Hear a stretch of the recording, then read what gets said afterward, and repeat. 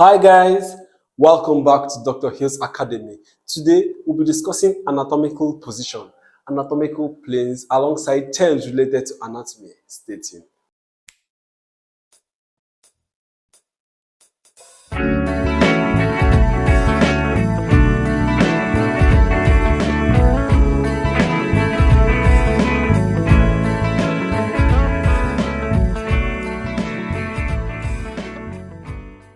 So here with us is Dr. Manuel, who will be using to describe some of these positions and planes. Dr. Manuel, say hello. Hello. So Dr. Manuel, please could you stay in anatomical position? If you look, Dr. Manuel is having his head with his face forwards, and then his upper limbs are by the sides with his palm facing forwards. His legs are together and his feet facing forwards. All right, that's the anatomical position.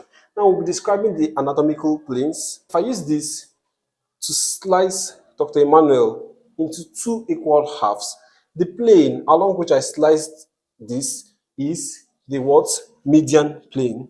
So we call it the median plane, and some authorities call it the mid-sagittal.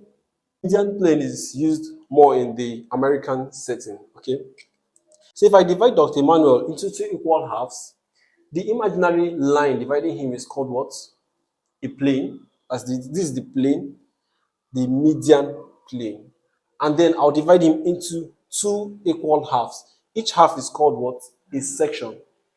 So we've described the median plane or mid-sagittal plane. Another one we'll describe is the what? Sagittal plane. So sagittal, or some authorities would call parasagittal. This is a parasagittal plane. For the parasagittal plane or the sagittal plane, it's anything beside, like on either the left, this is the left, right? Yeah, on either the left or the right side of the median plane. So if I go like this, a plane cutting through like this is what? Parasagittal or sagittal. If I go from the right eye down, it's called what? Sagittal. If I go from the left here, they're called sagittal planes. Okay. Another one we'll discuss is the coronal plane. So the coronal is when I cut Dr. Emmanuel like this. This plane along which I cut him is the coronal plane. So coronal cuts into anterior and posterior sections, right? So after cutting with the coronal, we'll have anterior and posterior sections. Remember that the median and sagittal, we have what? Left and right sections. The median, we had two equal halves. Sagittal, two unequal halves. Okay, that's left and right halves. And then for the coronal, we have the anterior and posterior sections. For the oblique plane, I could cut Dr. Emmanuel this way. So it's at an angle to the longitudinal plane or at an angle to any of these planes, right? We could cut like this, we could cut like this, we could cut like this. Okay, so the oblique plane is not as important as the others, but you should know it. And then we have the transverse plane. So the transverse plane cuts like this, like this, like this. Don't worry, I won't kill you. Okay, so you could cut horizontally. That's the what? Transverse plane. I'm sure you would have heard somewhere like something like cross section. So cross section is what we form after we cut with the transverse plane. Okay. Radiologists use this a lot because they have some radiological images which they put in cross sections. Okay. So we'll go over to the regional terms. I'm sure some of your professors would have told you, okay, we are studying anatomy, we're doing anatomy, and then we would study upper limb first. Afterwards, we'll study lower limbs, then we'll study head and neck, just like that. The anatomy can be divided into what? Regions.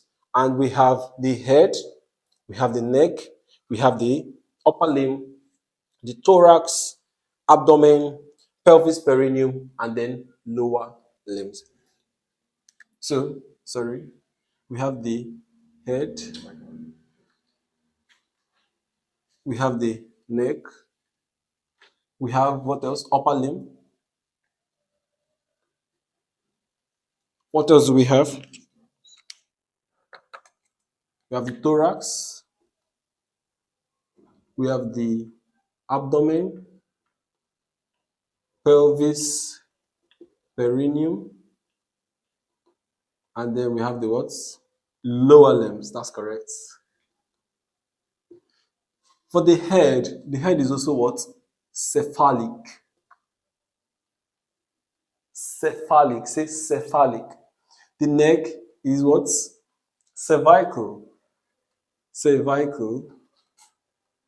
I'm sure you've heard the cervix. So the cervix is the neck that leads to the what? Uterus, right? So we have the cervical. And then for the upper limb is divided into three. So Dr. Manuel, could you illustrate by flexing your elbow? So you can see that from the shoulder to the elbow is the what? Arm. From the elbow to the wrist is the forearm. And from the wrist to the fingers is the what? Hand. So we have the arm, forearm, and hand. The arm can be described as what? The brachial. So you can say brachial is from the word brachium, right? Then this is the what? Antebrachial. And this is what? Manus. So manus. All right? Why do we have man there? I don't know. Then we have the thorax, we have the abdomen, we have the what? Pelvis, perineum. If this is somebody, please, this is not Dr. Emmanuel I'm drawing, okay? This is somebody, and then this.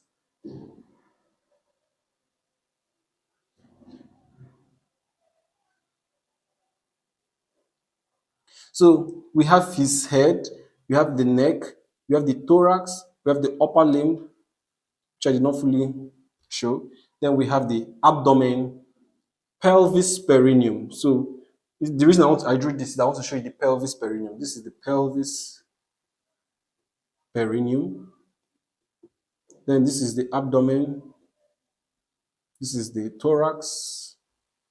This is the neck. This is the head. Okay. Then this is the upper limb. I can't illustrate the pelvis perineum with Dr. Emmanuel. You're not his wife. Okay. Then the lower limb can be divided into three, just like the upper limb was divided into arm, forearm, and hand. The lower limb can be divided into what? Thigh. From the hip joint to the knee joint is the thigh. Then we have the leg from the knee to the ankle, and then we have the foot. So the thigh is femoral, leg is crural, and foot is pes, not a football pes, right? So pes. This and this, have you noticed something? Pedicure, manicure, right? Yeah. So let's look at the terms of relationship, position, and what? Comparison. If I take this rule and then I move towards Dr. Emmanuel's head. So if I ask you where is this, you tell me what? Towards the head, right? So it's what? Superior. And then this is what? Towards his feet is inferior. So superior towards the head, inferior towards the feet, right? We have superior and inferior. Another thing you should be conversant with is cranial. So if I say cranial, it's towards the what? Cranium. That's towards the skull, right? So we have cranial towards the what? Skull or cranium. And then for the inferior, we have what? Caudal. Caudal actually means towards the what? Tail. If we have a four-legged animal, don't mind my drawing.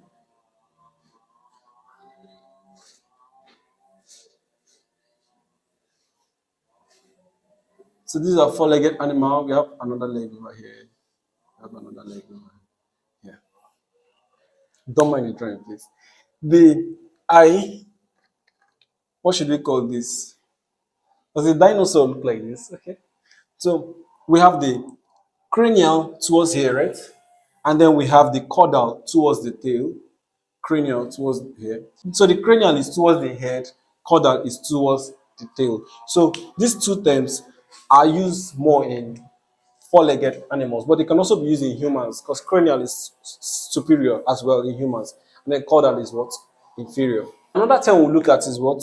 Medial versus lateral.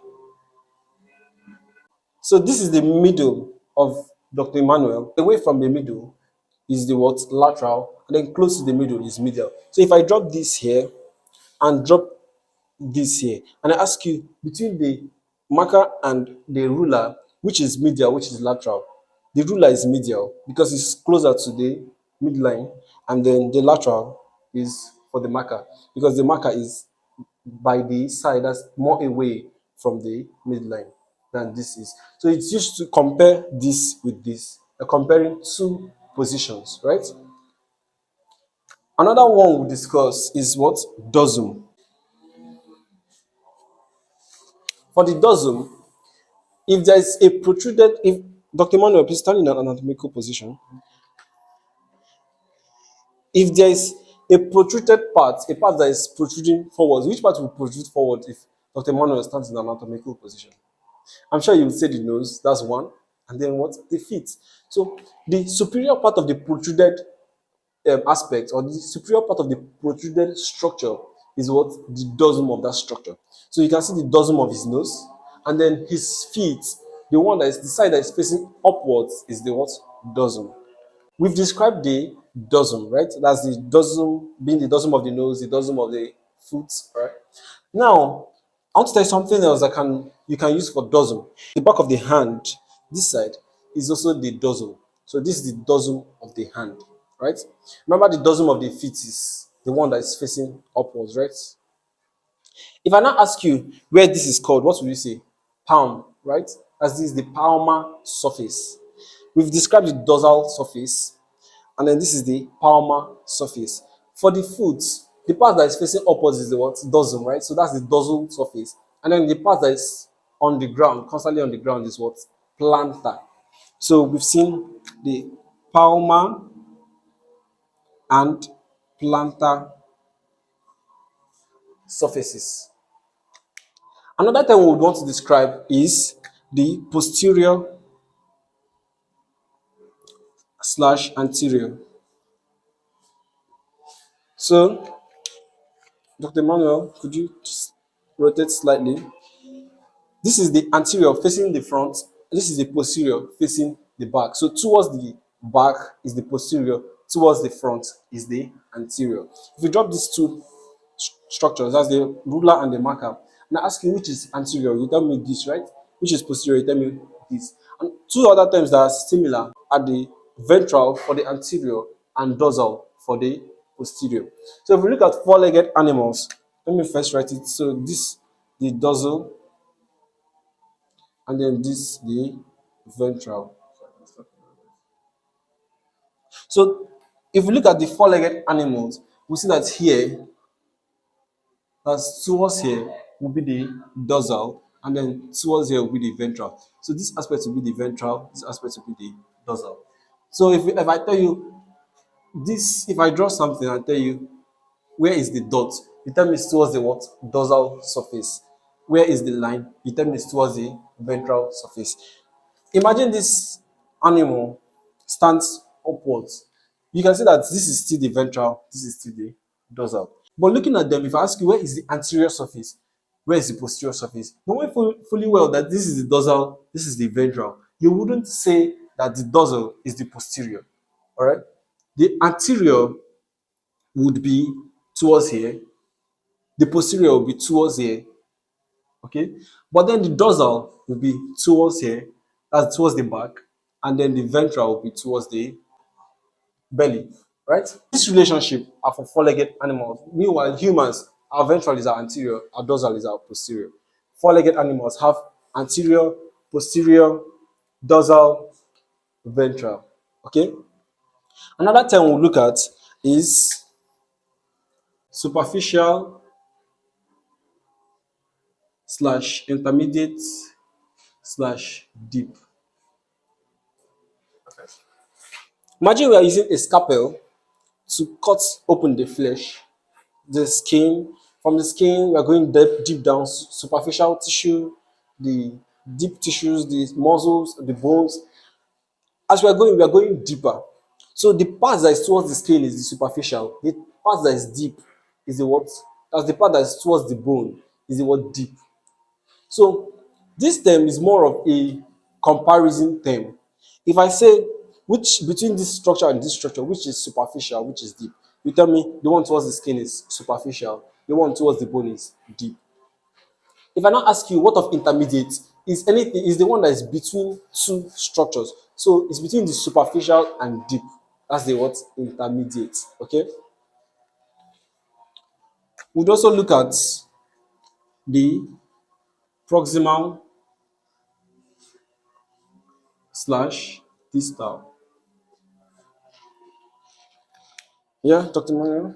For the proximal, we're looking at is more related to the limbs.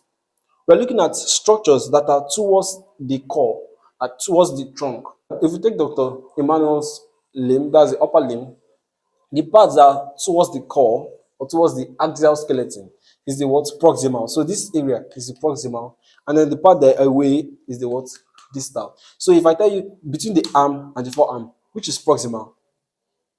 The arm. So the arm is proximal, the forearm is distal to the arm, right? The hand is distal to the forearm. The forearm is distal to the arm, right? So the same goes for the lower limbs. For the terms of laterality, we have the, let me write it over here, bilateral, unilateral structures. So if I say something is bi means what? Two. Uni means what? One. So bilateral structures are structures that are found on side. So they are paired. This upper limb is bilateral, right? Then we have kidneys inside the body. So the kidneys are bilateral structures. Okay. So we have some structures that are found on the right and on the left as well. They are what's bilateral. Then unilateral is found on only one side. Can you give me an example of a unilateral structure? The spleen is unilateral. The stomach is unilateral. So those structures that are on one side are unilateral. We can talk about contralateral, lateral, and ipsilateral structures.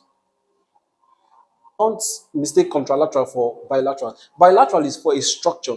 So for a type of structure, let's say the kidney is a bilateral structure. The limbs are bilateral. All these things are bilateral. That's structures that the eyes, you have one eye here is bilateral. Okay. Unilateral is when we have one single structure that is found on one side of the body, like the spleen is found on the left side, and is what unilateral is a unilateral structure. Then for the contralateral, when we have two things, they don't need to be the same. As they don't need to be the same structure. So we have a ruler here, we have a marker here. These two things are found on opposite sides. So this is contralateral to this. Do you understand? So they are found on opposite sides. Then for the ipsilateral, we have this on this side, then this on this side. So they are found on the same side. They are ipsilateral. Contralateral, ipsilateral. Ipsi for same side, contra for opposite sides. So the liver is contralateral to the spleen. So the liver is found on the opposite side. Liver is found on the right, spleen is found on the left. So you can say the liver is contralateral to the spleen, right? And then the same liver is ipsilateral to what's found on the right? Appendix. So the liver is ipsilateral to the appendix, and the liver is also contralateral to what? The spleen. All right? So for the terms of movement, we have flexion versus extension. And the flexion is when most flexions of the body or most flexing movements of the body are towards the front. So except the knee, which is towards the back, right? Most of them are towards the front. So if I tell you to flex your shoulder, you would move it this way, such that your shoulder now acts as the what? Fulcrum, right? So this is the flexion of the shoulder. This is the extension of the shoulder. If I tell you to flex your elbow, this is your elbow, right? Now for the elbow, you use this elbow as your fulcrum, and then you flex, extend, flex, extend. So flexion movement, moving it forwards or anteriorly, upwards, however, and then the extension movement, taking it back to the normal position. And then for the wrist, we have the flexion, extension, flexion, extension. So flexing, you're taking it forwards, extension, you're taking it back to the normal position, or backwards further. So there is hyper extension when you're extremely extending. Okay, so for the neck, we have the flexion, extension, all right, such that the neck is the what? Fulcrum. So for the thigh, we have a flexion at the hip and extension at the hip, such that the hip acts as the what? Fulcrum. And then the knee is a bit different, because for the knee, the flexion moves the leg back, and extension takes it back to the normal position. You should be mindful of something called hyper extension, because I'm sure some of you following the lecture would want to practice, and then they would end up hyperextending. This is not hyperextend, because hyperextension is, for instance, when you are extending the shoulder extremely much, it usually causes injury. Okay, so you extend the shoulder so much, or you extend the neck so much. So hyperextension of the neck, mostly seen in car accidents. Okay, there's something called a whiplash injury, where the car is hit and then the inertia would cause movement of the neck back. So there's hyperextension, and then they have to use a cervical collar or Philadelphia collar. Then another movement we have is what? Abduction versus adduction. That's abduction and adduction. So abduction, adduction. Please, that's how I call it. Abduction, adduction. So you won't penalize me for saying abduction and you think adduction. So abduction, adduction, abduction, adduction. So have you heard of abduction before? It's an English term for kidnap. So when you kidnap someone, you're abducting the person. And then imagine you are kidnapping my upper limb.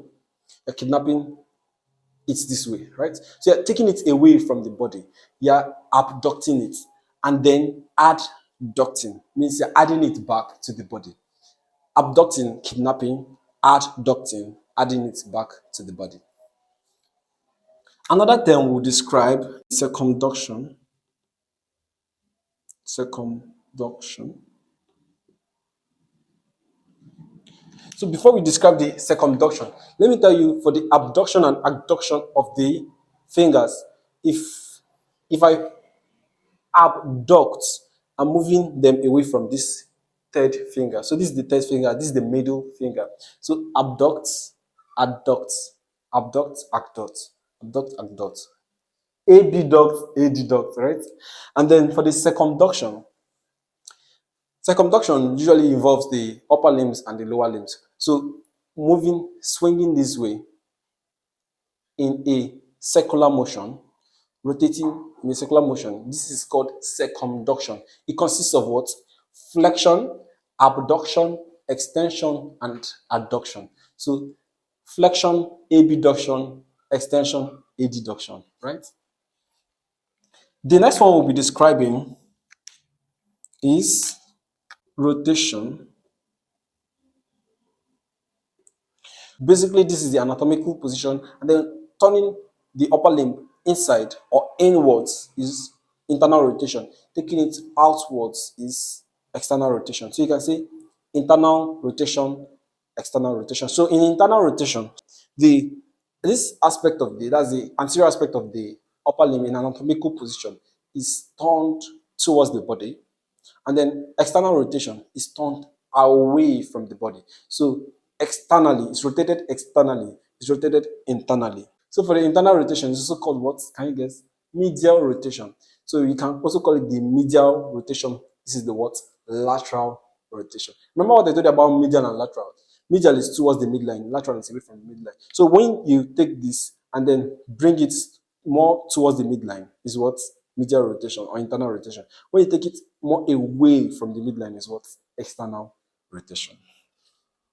The next one we'll be describing pronation versus supination. So for the supination and pronation, I'll describe it in relation to the forearm and hand. So if you want to collect something from someone, like you want to receive something, you want to supinate. So supinate, and then if you want to give, you are pronating. So beggars or receivers are supinators. Well, they supinate, and then givers pronate. So you pronate to give, you supinate to receive, right? The next one we'll describe. So we describe deflection, extension, abduction, adduction, circumduction, rotation, pronation, and supination, and then we discuss eversion versus inversion. So the eversion and inversion is in relation to the feet. Remember, I told you this one is in relation to the hand and forearm. Eversion and inversion is similar to this, to the supination and pronation, but it's in relation to the foot. So for the inversion, you see the plantar surface of the feet moving inwards, and then eversion, the plantar surface of the feet moving outwards. So inward movement of the plantar surface of the feet, inversion. External movement of the plantar surface of the feet, eversion. That's eversion. Okay. So the next one is opposition and reposition. So the opposition and reposition are in respect to the thumb and the rest of the fingers. So opposition, you're bringing the thumb together or close to the finger. Opposition with the little finger, opposition with the middle finger, just like that. Opposition with the index finger, right? Now, reposition is the opposite movement. So opposition, reposition, opposition, reposition, right? The next one is protrusion versus retrusion. If I tell you to protrude a part of your body, you're moving it forward. So protrude your tongue, retrude your tongue to take it back in. Protrude your jaw, retrude your jaw, you're taking it back in. So protruding is bringing it forward, retruding is taking it back to the rest position. So you should not confuse this protrusion and retrusion with protraction, and retraction. The protraction has to do with what? The scapula. So protraction is the movement of the scapula forwards, right? So the forward movement of the scapula along the thoracic cage. So it's like this. Then retraction is the movement back to normal position, right? And then the last one we'll be discussing is elevation versus depression. If I tell you elevate your shoulders, you do like this, right? To elevate means to take it up, depress means to bring it down. Same with the tongue, elevate, take it up towards the roof of the mouth, and then depress, take it down. So guys, we've come to the end of the lecture. I'm pretty sure you enjoyed it. Do well to give us a thumbs up, subscribe, put your comments in the section below, and share to your friends. Very important. Thank you, and see you soon.